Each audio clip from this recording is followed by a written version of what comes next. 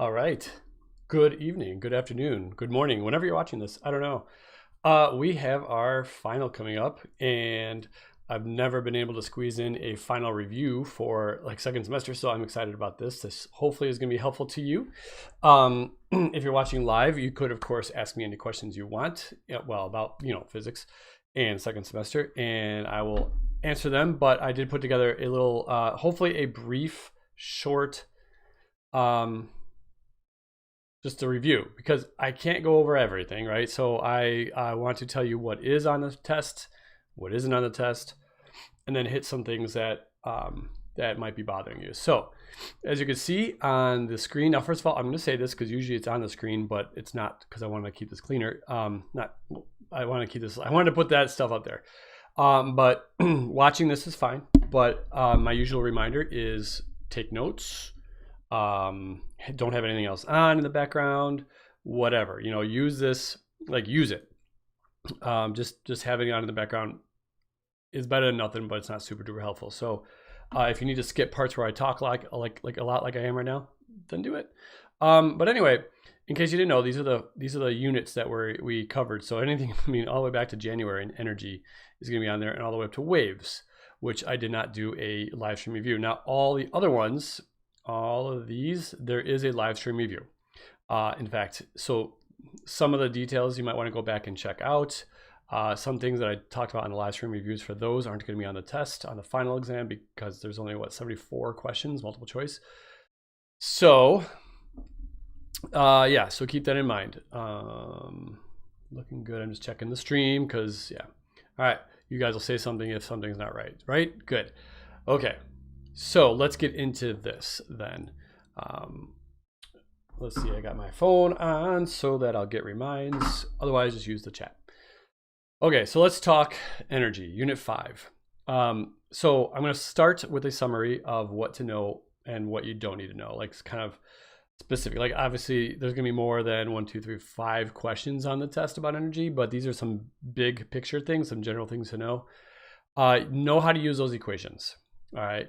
Solve for work, force times displacement, solve for power, work divided by time, and make sure you understand those both in the quantitative, in other words, know how to solve it using numbers, and conceptual type questions. Okay, like go back and look at the quiz if you want examples of that, but just like what is work, kind of like the definition, be able to apply those definitions to questions, to situations and different problems.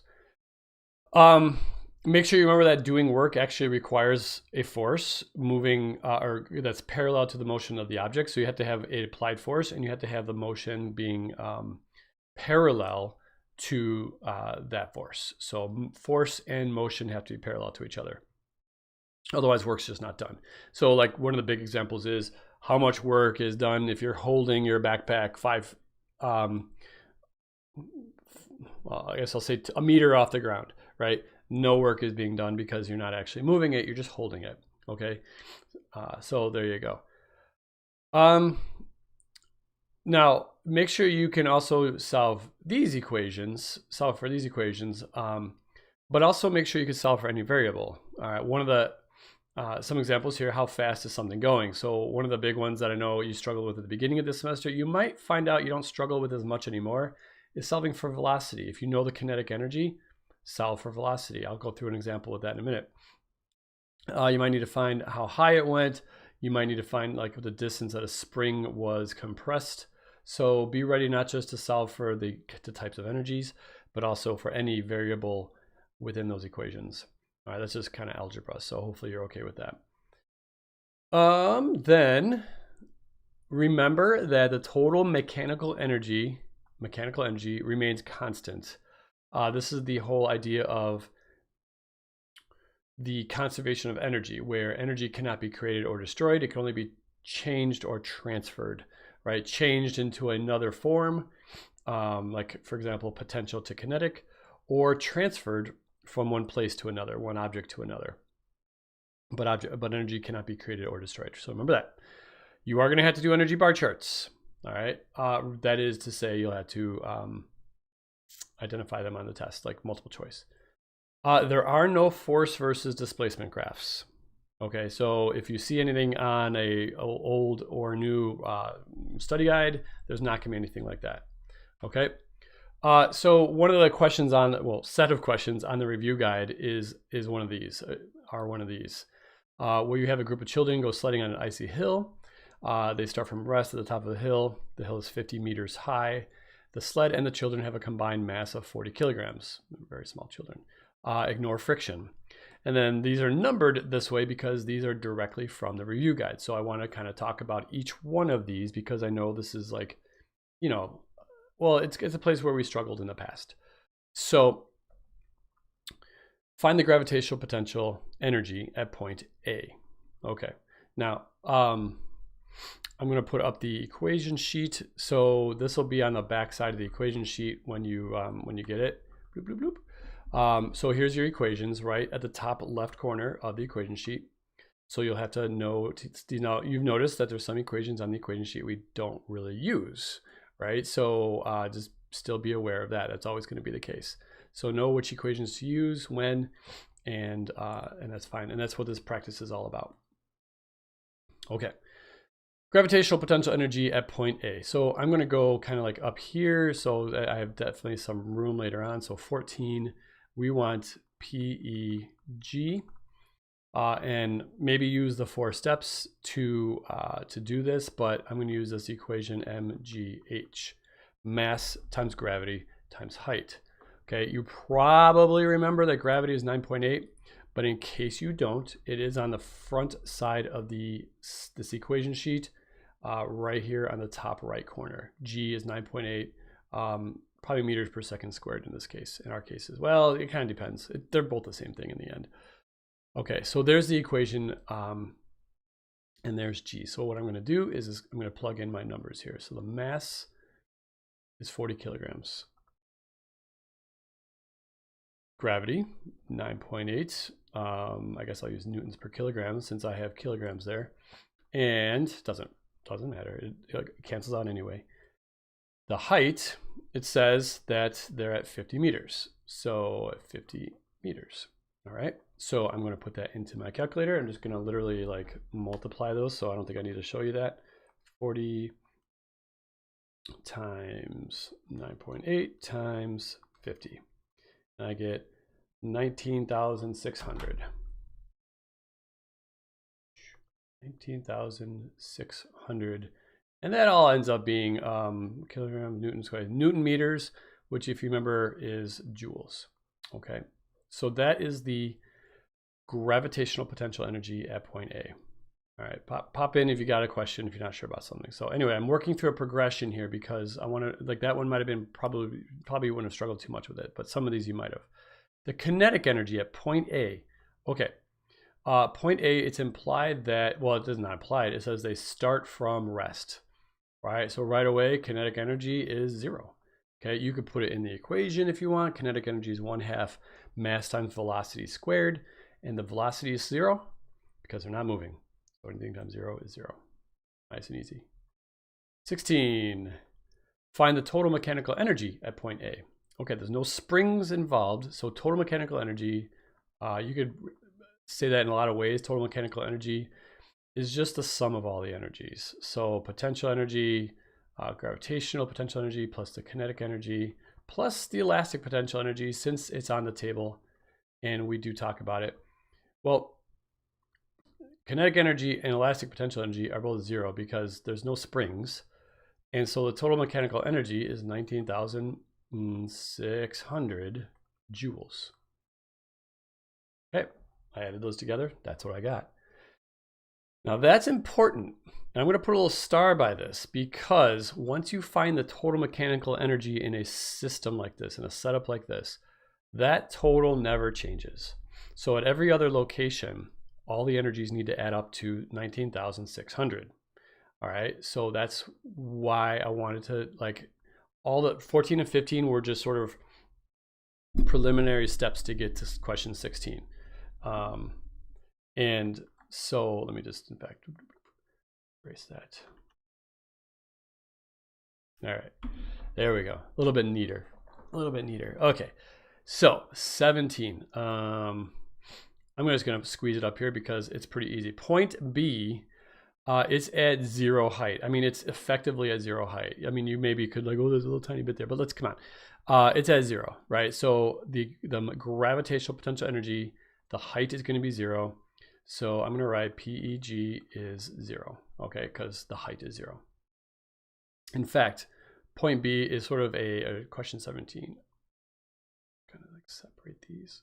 I don't know why I'm doing that, but because it's talking about point B, it's a totally different set of numbers. It's like a different point. Find the kinetic energy at point B. Okay, now here's the thing. There's still no springs, so spring energy, elastic potential energy is still going to be 0. The total energy still needs to add up to 19,600. Okay, what that means is gravitational potential energy, which is 0, plus the kinetic energy has to equal 19,600. So guess what? For labeling, you mean like units? If you're talking about units, to answer your question, then yes, you should definitely put units. Okay, so I'm looking for a completion. So I mean, if you miss one or two, honestly, it's just good habit to get into to label everything, to put units for everything. All right, but let me finish this thought. I get distracted, so I know there's a delay. I don't even know how much it is this time. So the kinetic energy at point B is 19,600 joules. Okay, so 19,600 joules, kinetic energy at point B, because all the potential energy turned into kinetic energy. You could think of it that way too. Yeah.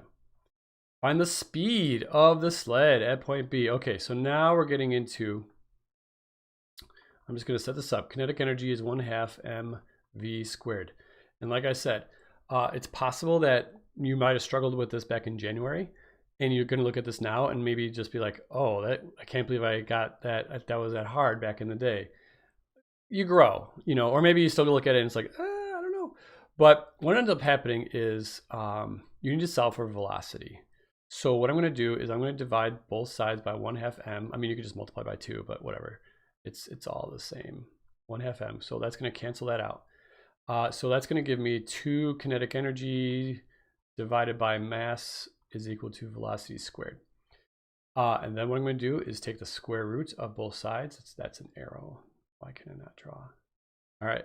So if I take the square root of both sides, I'm going to get the square root of 2 times the kinetic energy divided by the mass will give me the velocity. Okay. So again, that's just algebra. That's algebra to set that up. And so now I'm going to plug in my numbers. The velocity will be 2 times that 19,600 joules divided by the mass, which is 40 kilograms. And you would think I had this all figured out already ahead of time, but I don't. I mean, I do, but I don't have it in front of me, you know, because I just don't. Okay, so I'm going to focus this. Come here, focus. Okay. Sit in a dark room and my calculator doesn't show very well. All right, so I'm going to, there's a couple ways you could do this. When in doubt, do everything separately. So maybe I'm in doubt. So I'm going to go 2 times 19,600. 19,600, right? Then I'm going to divide by 40. Okay. Then I'm going to take the square root of the answer. And there we go. So that's my answer right there. I should put this at an angle. So there's my answer right there. Slightly better. Slightly better. Okay, so my answer is 31.3 meters per second for question 17. No, whatever the question that is. All right. So all of that was kind of the setup for question number 19. All right. And again, it just kind of involves algebra. So that was a sticking point for many of us earlier on in the semester. So hopefully it's not so much anymore. Find the gravitational potential at point C. So we are now at a separate place. So I'm going to kind of separate that out again because now we're talking about point C. All right, different set of questions. Find the gravitational potential energy at point C. Okay, so point C is 10 meters off the ground. So gravitational potential energy, PEG, is mass times gravity times height. So, holy cow, why I go to fix stuff and it makes it, oh boy. Well, let's just do this again. And maybe I'll just draw it a little bit nicer. PEG is mass times gravity times height. So we got our 40 kilograms. Gravity is 9.8 meters per second squared. Holy cow, it's, oh, because I use newtons for, see again, I'm just kind of throwing in that. That's fine, it'll work out in the end. And then the height is 10 meters. Now I multiply those together, and 40 times 9.8 times 10 gives me 3920. 3,920 joules. Okay, so there's my answer for question 19. Okay, find the kinetic energy at point C. So this whole progression here is almost to answer one question. Like these are the steps you might have to follow in order to get, like, for example, number 22, the speed. You're gonna have to do all these anyway. So this is my way of saying this is the other steps you have to follow. So now, how do you find the kinetic energy? Well, the total energy is 19,600 joules minus that's the total, minus the potential energy, 3,920 joules. And so if I subtract 19,600, I get 15,680. 15,680 joules. Okay, so the 15,680 joules plus the 3,920 joules from the potential energy, that adds up to our total, which never changed, the 19,600. All right, so that is kinetic energy. And now I'm going to find the speed at sled, or the speed of the sled at point C. So this is our kinetic energy. So I'm going to set it up just like our previous question for number 19. So my velocity is going to be the square root of 2 times the kinetic energy divided by, actually, you know what? I'm just going to put the numbers in. So 2 times 15,680, extend all that, divided by the mass, 40. Okay. And I'm going to try to put all this in my calculator right now. So let's do this live. Okay. So I'm going to take the square root of, and I'm going to add just another parenthesis just to make sure that this gets done correctly. 2 times 15680. All right. Divide that by 40. And that should take the square root of all that. And the speed ends up being 28 meters per second. Okay, so I did it a little quickly, but that's hopefully, I mean, if you need to review this, you can. So, okay, so there it is. That was the biggest, as I recall, the biggest sticking point of the first unit is that.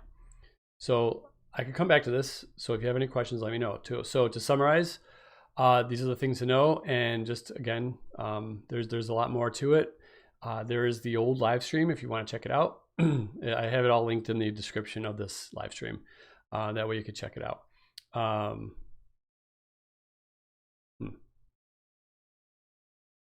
thought I put energy bar charts in there. Let me see something really quick. Yeah, what the? I did put energy bar charts in there. Why did it skip it? Okay, I'm like, I spent time making these bar charts to show you guys this. All right, so here was another, just a quick review for energy bar charts. Which of the following graphs best represent the energy of a kid that rolled up to the top of a hill and stopped? Okay, so we've got 4 different energies and then the total represented in these graphs. We've got our kinetic energy. We've got our PEG, gravitational potential energy, PEE, elastic potential energy. We've got thermal energy, which is heat, usually lost due to friction, and then our total, which should be the sum of all the rest. So just to make sure, let's just get rid of the ones that don't make sense if there's any. So A has 1, 2, 3, 4 bars plus 1 gives us 5, and so the total adds up to 5. A is a legit bar chart. It might not be the correct one, but it's legit. B, we got 5 and 5. Beautiful. C, 4 plus 1 gives us 5. All right. PEG, so 4.5, and about a half gives, okay, so all the bar charts are legitimate. They all add up to the total, so that's good. Sometimes you might be able to eliminate them if they don't add up to the total. So let's see, the kid that rolls up to the top of a hill and stopped. Okay, now he's at the top of the hill. This kid is at the top of a hill. What does that mean they have? They stopped, first of all, which means there's no kinetic energy. So I could just eliminate A and B right now, or I'm sorry, A and C right now.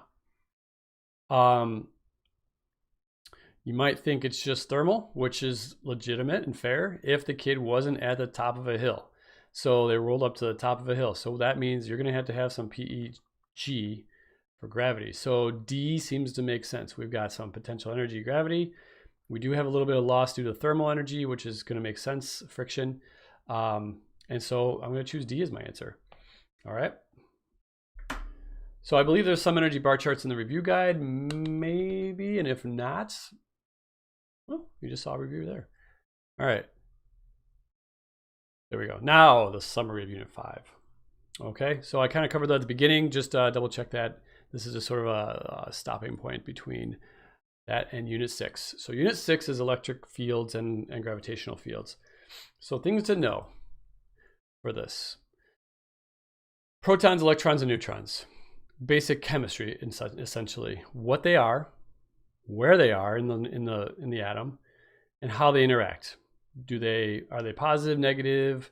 Will a proton and a neutron, how do they react? Because one is positive, one is neutral. Okay, so know that like charges repel, opposite charges attract. That's basically what you need to know. Make sure you know the arrangement of a neutral atom. Okay, I could envision maybe a drawing or a diagram of an atom with all the parts that I just mentioned, protons, electrons, and neutrons, and you might have to identify which one is correct, for example. Know about electric fields, like how to draw them. What would if this is a negative, what would a small positive charge do? So you would draw, I guess I could draw it like the way I said. I drew my 4 little starting pots. I draw my little arrows going away, kind of, sort of. But then it's a negative, so I'm going to draw all the arrows pointing toward the negative. Okay, what would a positive little charge do? It will go toward the negative. So remember, away from positives, toward the negatives. Remember that charge cannot be created or destroyed. Conservation of charge, very similar to conservation of energy. Remember what polarization is. In other words, what did that balloon, the charge of balloon, do to the wall? There was that whole simulation, that PhET simulation, showing how the electrons in the balloon pushed away the electrons in the wall, and then the balloon was able to be attracted to the positives in the wall that stuck. Coulomb's law. This is that whole electrical force law, where force is directly proportional to charge, in other words, Q, and inversely proportional to the square of the distance. So remember, inverse square law. As things get farther away, they get exponentially weaker in force. Remember to be able to use Coulomb's law equation and the universal gravity equation. So on the equation sheet on the back, you've got the universal gravity equation. That's this one, where G, and if you don't remember G, that's okay, right? You don't have to memorize this. I'd like to move this over, please. Oh, well, I guess I can't. Well, could I do this? There we go. That works, kind of. So where's G? G, it's a capital G. So that's the 6.67 times 10 to the negative 11th newtons meter squared per kilogram squared. Okay. So that's what G is capital G, meters, or mass, sorry, mass 1 and mass 2, and distance squared. Electrical force, this is Coulomb's law. K, if I go to the constants on the front page again, K is 9 times 10 to the 9th, Newton meters squared per Coulomb squared, charge constant. Okay, where were we? Okay, and that's essentially it. I don't think you need to know the other two.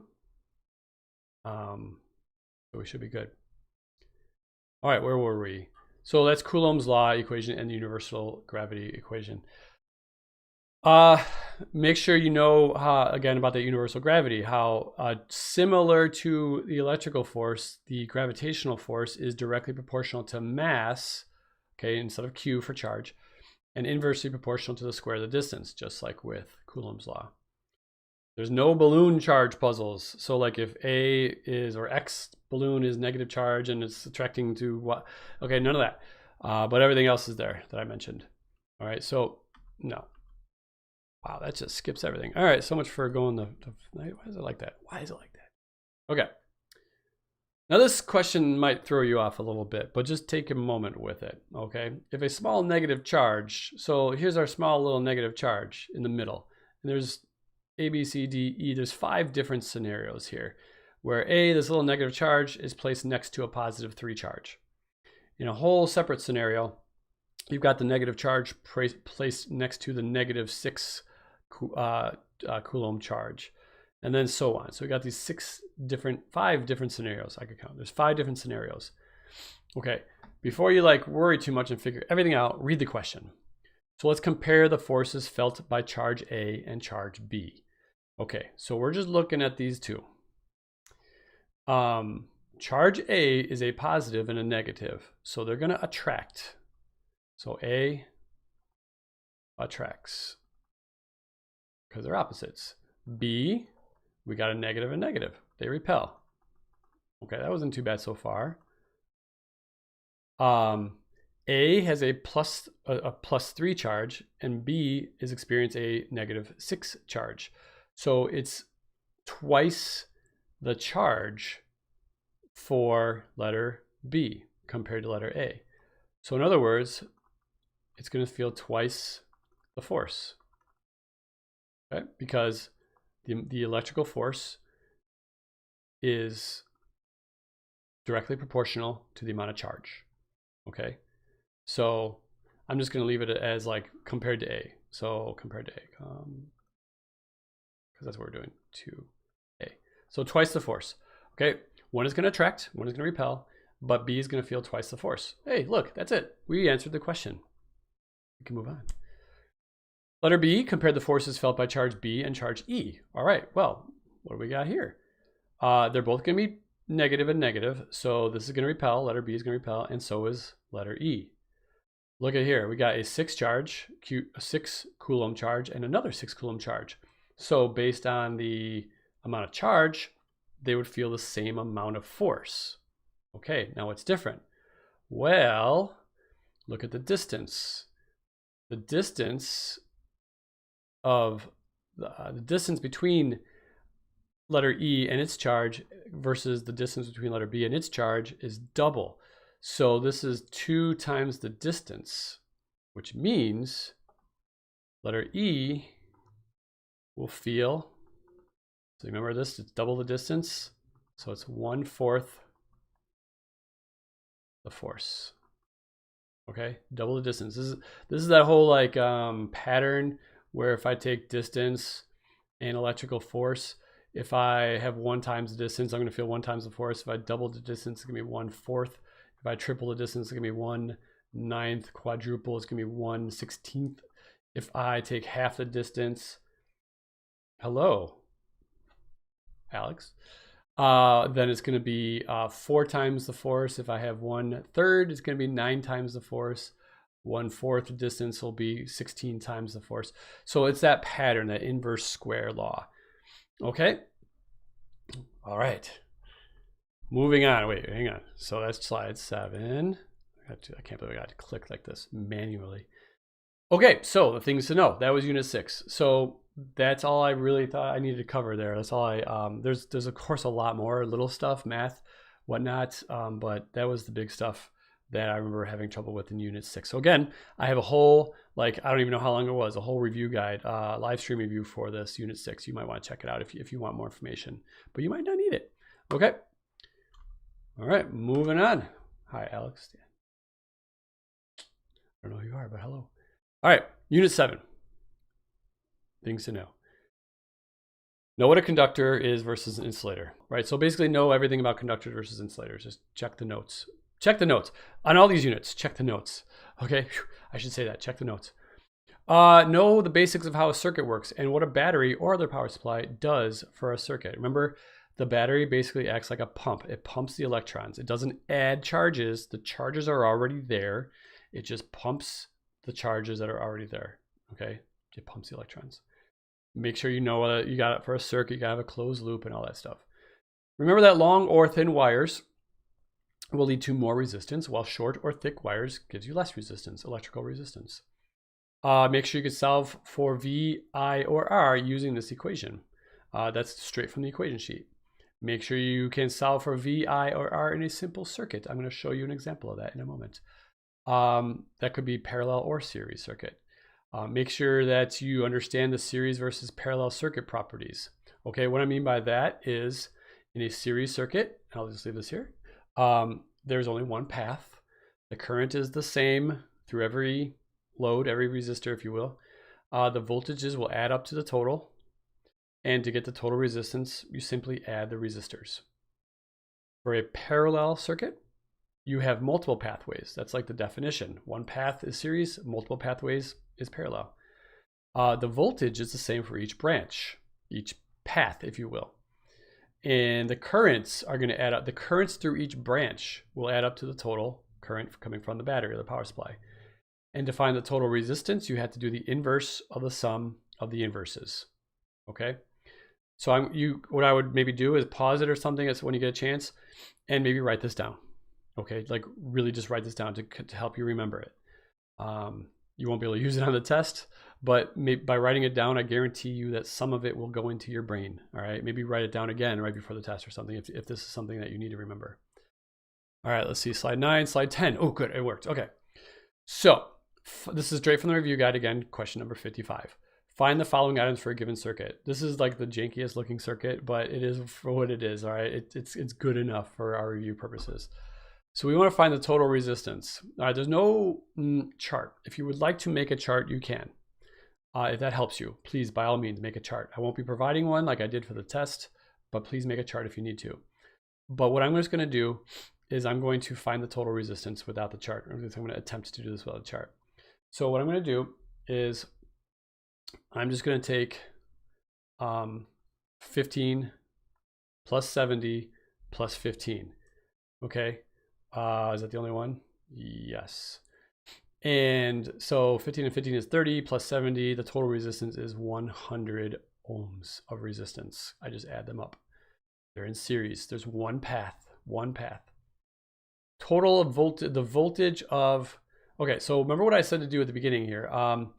Take, I think this is the one that's given on the equation sheet. Current is voltage divided by resistance. And write all of them. V is I times R. The one you barely use, but I don't know, I'll just write it anyway. Resistance is V divided by current. So now for voltage, I know I just need to multiply the current times the resistance. Okay. Now the current, it says, is 0.5 amps. I didn't even need to figure it out here. It was given to me. I could figure it out. You know how? Because current is voltage divided by resistance. Well, voltage is 50 volts. The total resistance we just found out is 100 amps. Ohms. What? It came out all wrong. Ohms. And so that's where this 0.5 amps comes from. So I know the total current is 5 amps. That current is going to be the same everywhere because it's a series circuit. They're all wired in series. So current is, for this first one, 0.5 amps times resistance, which is 15 ohms.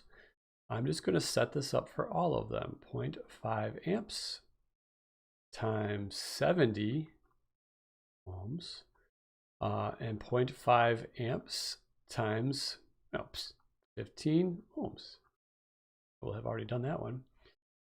So 0.5 times 15, I mean, unless I'm completely tired and whatever, is going to be 7.5 and it's volts. 0.5 times 70 is 30. I guess I am getting tired. 35 brain. I gotta let my thought finish before I start writing it. Volts. And then I already established it as 7.5 volts. Okay. So again, hopefully this isn't too much trouble. Oh, hey, look at this. What? I was way too easy on you. Honestly, we probably should have done this in a different order, but whatever. I mean, you need to know it. It's all good. So the total current, I already told you, is 0.5 amps. And I got that by, I could double check that by taking the total resistance, or total voltage divided by the total resistance. 0.5 amps for everything, because it's a series circuit. Not you, Siri. Okay. Not too tough, right? I hope. So just remember those rules. Okay, then there was question 63 a little bit later on. I have this, and I need to find all of those. I didn't give you total current this time. I probably shouldn't have last time, but oh well. So the voltage across, okay, so remember, for a parallel circuit, you can tell it's parallel because there's multiple pathways. It comes out of the battery, and you can either go down any one of these paths. Since they're very simple, there's no combinations, we know that the voltage for each one of those is whatever the voltage is coming out of the battery. So a positive 10 volts, we're going to lose 10 volts at one resistor, and the other resistor, and the other resistor. So it goes up the stairs or up the elevator and then down any of those 3 stairs, 10 volts. They're all the same because that's how voltage is. The total resistance is going to be the fun one. So I'm going to write this out a little bit over here. The total resistance is going to be 2 inverse plus, I'm just going to leave the ohms off, plus 8 inverse plus 4 inverse, and I need to take the inverse of that. Okay, so I'm going to turn on my little camera, and I'm going to write 2, and then for this one, my inverse, where to go, is right there, x to negative 1, plus 8 inverse, plus 4 inverse. And I could do it this way. This should work. Okay, so I took the inverse of the answer. If I didn't, I didn't have to put the inverse right away. I could have just done this and then taken the inverse of my answer, and it would have got the same thing. So my total resistance is 1.14 ohms. Okay, let's get rid of my dock cam. Now the big hint is that this should be less than the lowest resistor. Okay, so the lowest resistor is 2, so I am good. Okay, the lowest resistor should be bigger than your total resistance. Okay, so I'm going to write that over here, 1.14 in the official spot. The total current. All right, total current. Well, total current is V divided by the total resistance. So my voltage is 10 volts from the battery, the total. The total resistance is 1.14. And so I'm going to take 10 divided by my answer. And I got 8.75. 8.75 amps. Okay. All right, well, the current through each branch then, resistance 1, resistor 2, resistor 3, is going to be the same deal. So I'm going to scooch this over here so I have a little bit more room. V divided by R there, so voltage is 2 ohms divided by the resistance at that point, which is, again, I got it backwards. So I'll go slow, take your time. It's voltage divided by resistance. So I'll just write that there to remind me, because I almost screwed it up. Voltage is 10 volts divided by the resistance, which is 2 ohms. And so the total voltage there is 5 amps. There we go. Okay, 5. This one is also going to be V divided by R. And so the voltage here is also 10 volts divided by 8 ohms. And 10 divided by 8 is 5 divided by 4, 5/4. Let's just do it in the calculator. 10 divided by 8, 1.25. Okay. Why? I mean, if you're good at that, that's cool, but I'm not. I don't trust myself, that is to say, with good reason. All right, our total is going to end up being this 8.75, so it's looking good. We're in the correct trajectory here. And finally, voltage divided by resistance. I almost said velocity. Voltage divided by resistance, so 10 volts for our last one. The resistance is 4 ohms. So 10 divided by 4. I think it's going to just be double that, but let's just double check. Divided by 4, yeah, well, 2.5. 2.5 amps. And 5 plus 1.25 plus 2.5 gives us 8.75. So we are good. The total adds up to the total. The currents coming out of those resistors adds up to the total. Okay, so that's the kind of thing you'll have to do. So check that out on the review guide. So in summary, things to know for your circuits, Unit 7. All right. All right. Unit 8, electromagnetism. Okay, things to know. Domains. What are they? They're little clusters of magnetically aligned atoms. And you got to know that in order for a magnet to be strong, those domains have to line up. Check the notes. Okay, like I said. Make sure you know that compasses are magnets and that they're going to line up parallel to the Earth's magnetic field. Quiz question, right?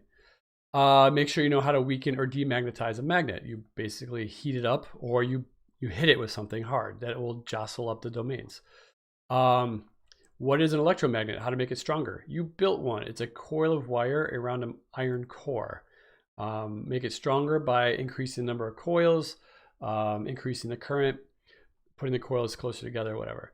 Know the shape of a magnetic field. Okay, that's that whole thing that like it comes out of the, you got the north and south pole, so it's just, okay, it's a very, very quick and ugly drawing, but okay. Make sure you know where a magnet is the strongest. So right here and right here by the poles is where it's strongest. Know how to use the right hand rule, but there is no left hand rule on this test. Okay, no left hand rule. So let's take a look. Wrong way. Okay, I don't have my other fancy camera set up this time, but so I'm just going to explain it to you. And if you really want to see me demonstrate it, you go back and look at the live stream for this unit 8, where I had a whole other camera and I held up my finger in the correct orientation. So I'm going to hold it as close as I can. That's about as close as I could get. So I'm going to hold the direction of the current in the wire. What's happening is the electricity, you got to think 3-dimensionally, which is not easy, right? Now the magnetic field is coming from around the back toward you out of the screen. Then it goes to the left in front of you. Then it curves back away from you into the screen. And then it goes to the right and goes behind the wire. Okay, so it's a 3-dimensional thing. So if I hold my finger so it comes out of the screen, see, this is going to be tricky. It's backwards. For you. How do I do this? Well, I'm going to hold it in the way I know how to hold it. I'm going to hold it up against the screen as I'm holding it here.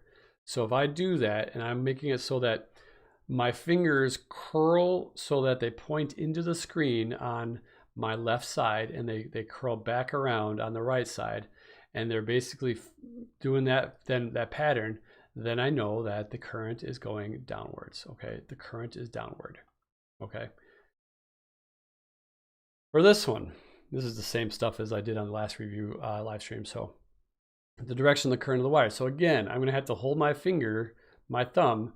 My thumb will be pointing out of the screen. Out of the screen. Okay. How do I know this? Just put your hand, make the thumbs up thing, and put your hand, like, just if this is your screen, put your hand like this, okay? I dropped my pen. So that your fingers will curl around counterclockwise, and your thumb will literally point out of the screen, no matter what direction you're holding your screen. It's out of the screen, okay? So you would represent that by making the little dot with a circle, okay? The arrow coming at you. What is the magnetic field at the X? So, okay, hold it so your thumb points this way. Here's your thumb, okay? Here's your little whatevers. And your fingers had to curl around to the back, It's gonna be horrible. I can't believe I'm trying this. What is this? Ah, so there's your knuckle. All right, they're gonna have to curl around behind the wire. Is that 4? One more. Okay, so your knuckle again. Got little knuckles up here. Okay. Well, I teach physics, not art. And then it's gonna come out from behind and point toward you. Oh, that's like horrible Mr. Burns fingers. Oh, well, whatever. I can't draw it. So you're gonna grab the wire with thumb pointing to the left because that's the direction of the arrow, right? That's your current.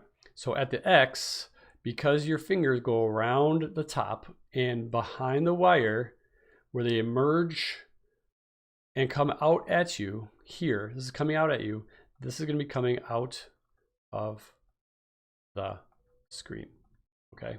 Screen. Okay, just do that with your fingers. It almost makes it works. It's not the best drawing, but it works.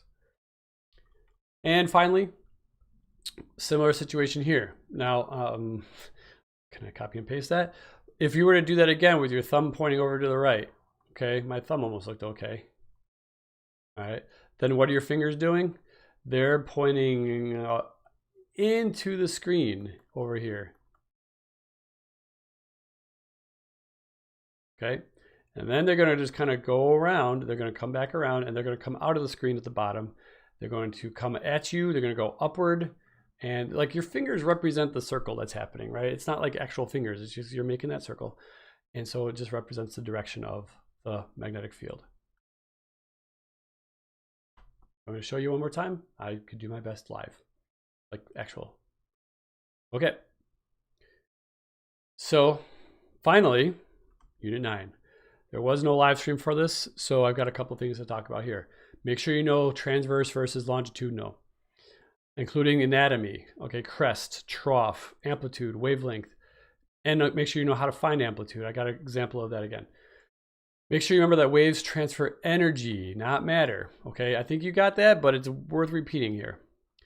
Make sure you know about wave interference. I've got some examples of that too that I want you to talk about or want to talk about. How to use the wave equations, okay? Frequency, period, velocity.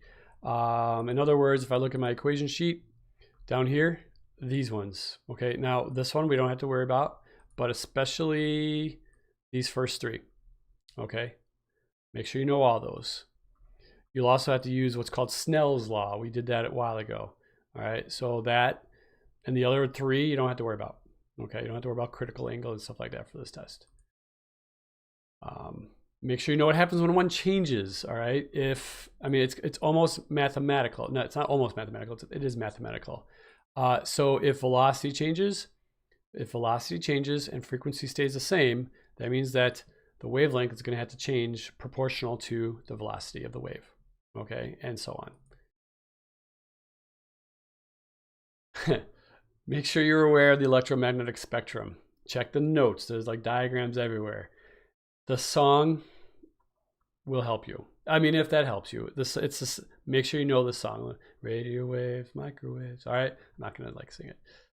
Well, I will, but not right now. So make sure you're familiar with like X-rays. What the difference is. Like, it starts at low at the bottom. Radio waves have a large wavelength, a very small frequency, and then low energy, doesn't do any harm. And then at the end, you get these gamma rays, which is very short wavelengths, very high frequency, which will destroy a lot of things, a lot of energy. The energy of electromagnetic wave is related to frequency. So I kind of just got to saying that the higher frequency for electromagnetic wave, in our case, then you just think of that as it has more energy. The law of reflection, okay? Familiarize yourself with that. So remember, we always measure from the normal line. I should have drawn the surface first, but you got a surface. The law of, that's great. The angle of incidence is equal to the angle of reflection, okay? Measured from the normal line. Wave particle duality, I briefly mentioned that. Really didn't do much service here, but waves sometimes behave, waves behave, oh, wait, what? That's not waves. I should say light behaves like waves and like particles, okay? So light and other electromagnetic radiation behaves both like a wave and like a particle.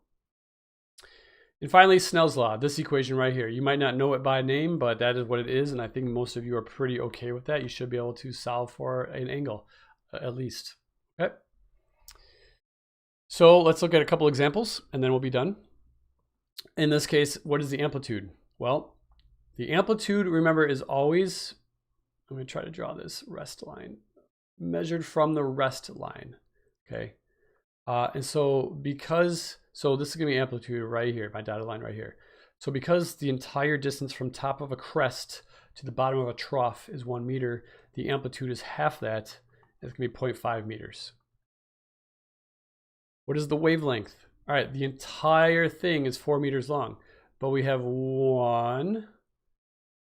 wavelengths in there. So 2 wavelengths is 4 meters, which means 1 wavelength is 2 meters. Make sure you can do that. Okay, I believe there's examples on the, well, there might not be example on the review guide. I don't think there is. So make sure you review that. Okay, constructive and destructive interference. I've got 2 waves on top of each other. Just remember, if it's on the same side, it's constructive, whether it's positive or negative. Destructive is opposite sides. Okay, which means that areas of constructive interference. A. Yep. B. Nope, that's going to be destructive. C. They're on opposite sides, so it's destructive. D. They're on the same side, so they're constructive. Negative, that's okay. E. They're on the same side. That's constructive. F. Opposite sides. G. Opposite sides. Destructive. H. They're on the same side. Constructive. And I. They're on the same side, so they're constructive.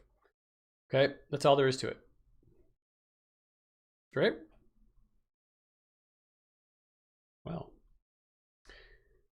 we got a 12.5 meter long wave traveling at 25 meters per second.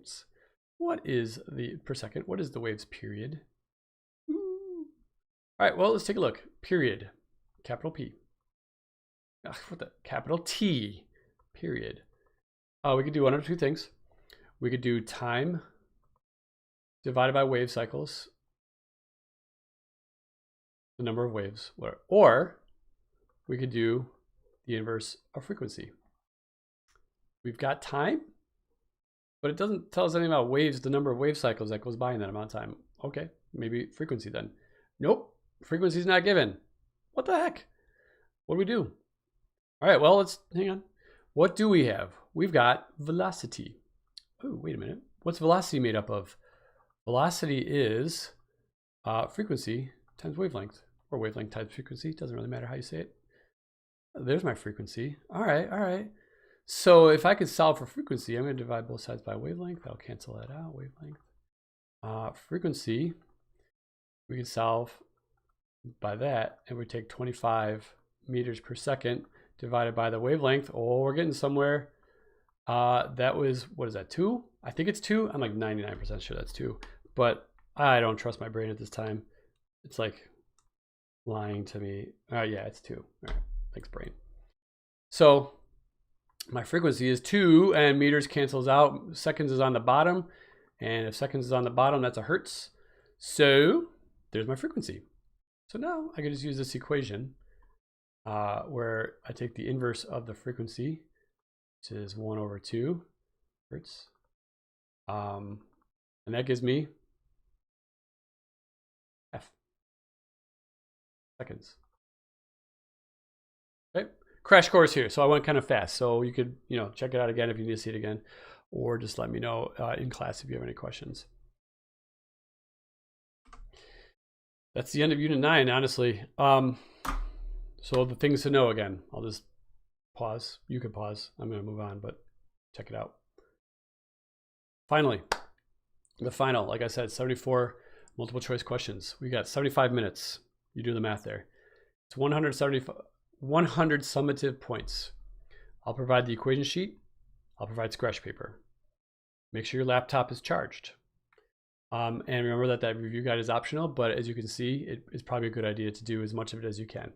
All right. Are there any last questions for me? All right. If you do have any, you let me know, right? So remember what I said the other day? Don't stress, don't panic too much. Don't panic. Try not to stress, but also prepare yourself. Okay, don't wing this. You got this. You can do this. Let me know if you got any questions. All right. Well, you have a wonderful evening and good luck on all your finals. I'll see you in class. Bye.